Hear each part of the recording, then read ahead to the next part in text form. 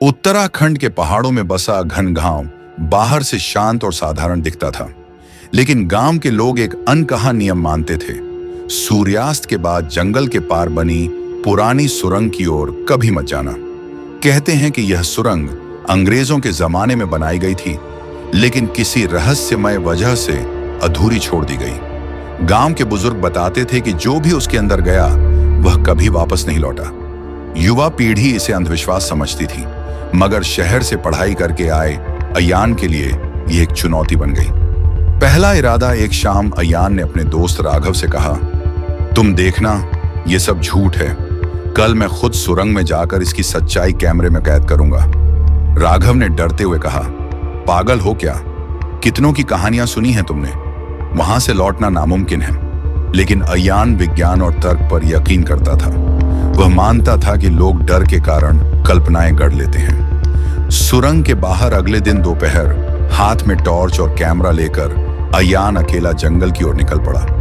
आसमान में हल्के बादल थे, लेकिन जैसे ही वह सुरंग के पास पहुंचा, अचानक ठंडी हवा का झोंका आया। सूरज सिर पर था, फिर भी वहां अजीब सा अंधेरा पसरा हुआ था। चट्टानों पर नमी थी और हवा में सड़ांध घुली हुई थी, जैसे किसी ने सदियों से दरवाजा बंद कर रखा हो। गांव के कुछ लोग दूर खड़े होकर उसे जाते देख रहे थे। उनके चेहरों पर भय साफ झलक रहा था। सुरंग के अंदर कदम अयान ने कैमरा ऑन किया और सावधानी से सुरंग में दाखिल हुआ। शुरुआत में बस पानी टपकने और चूहों की हलचल की आवाजें थीं, लेकिन कुछ ही कदमों बाद वातावरण बदलने लगा। दीवारों पर उंगलियों जैसी गहरी खरोंचें थीं जो अंदर की ओर जाती थीं। अयान ने सोचा शायद मजदूरों के निशान होंगे। तभी उसे लगा जैसे कोई उसका नाम धीरे धीरे पुकार रहा हो। या ना। वह पलटा, पीछे कुछ नहीं था। रहस्यमयी हॉल लगभग आधे घंटे बाद सुरंग चौड़ी होकर एक हॉल नुमा जगह में बदल गई। बीच में लोहे का जंग लगा दरवाजा था, जिस पर लाल धब्बे सूख कर जमे हुए थे। जैसे ही अयान ने दरवाजे को छुआ, उसके कानों में एक धीमी मगर साफ आवाज गूंजी, वापस लौट जाओ।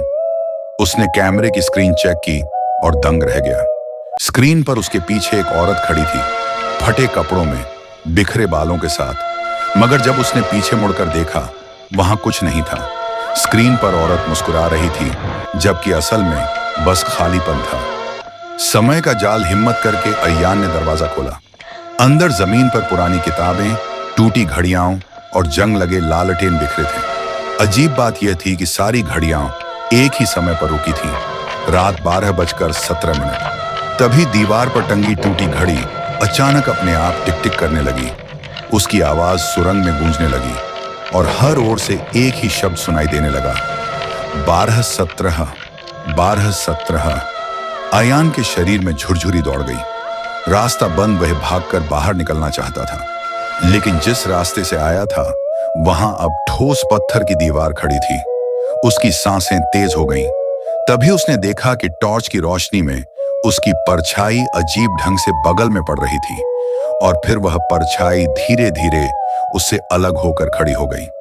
उस परछाई ने उसी की आवाज में कहा, अब बारी तुम्हारी है। पुरानी डायरी। हड़बड़ाहट में अयान ने फर्श पर पड़ी एक पुरानी डायरी उठाई। उसमें अंग्रेजी में लिखा था, हमने सुरंग में एक द्वार खोला है। यह द्वार किसी और जगह नहीं बल्कि समय के बीच खुलता है। जो भी अंदर जाता है वह लौटकर कभी वैसा नहीं रहता। उसका शरीर यहीं रह जाता है और आत्मा इस द्वार की रखवाली करती है। अयान के हाथ कांपने लगे। उसे पहली बार एहसास हुआ कि गांव वालों की कहानियां सच थीं, और गहराई अचानक उसके कैमरे ने अपने आप रिकॉर्डिंग शुरू कर दी। स्क्रीन पर अब वही औरत दिख रही थी, मगर उसके चेहरे की जगह इस बार अयान का चेहरा था। औरत सी परछाई ने कहा, हर 12:17 पर एक नया रखवाला जन्म लेता है। आज तुम्हारी बारी है। अयान ने चीखते हुए कैमरा गिरा दिया। आखिरी क्षण घड़ी ने 12 बजने की आवाज दी। अयान को लगा उसका शरीर भारी हो रहा है, जैसे किसी ने उसकी रगों में पत्थर भर दिए हों। हाथ पैर सुन्न होने लगे। वह चिल्लाया, नहीं, मैं यहां नहीं रहूंगा। लेकिन सुरंग गूंज उठी, अब तुम रखवाले हो। अचानक कैमरे में अंतिम दृश्य कैद हुआ। अयान जमीन पर गिरता हुआ और उसके पीछे खड़ी परछाई धीरे धीरे मुस्कुराती हुई गायब हो गई। उपसंहार। अगली सुबह राघव पुलिस लेकर सुरंग के पास पहुंचा। बाहर से सब सामान्य था, अंदर उन्हें बस एक कैमरा मिला। उसमें आखिरी रिकॉर्डिंग थी।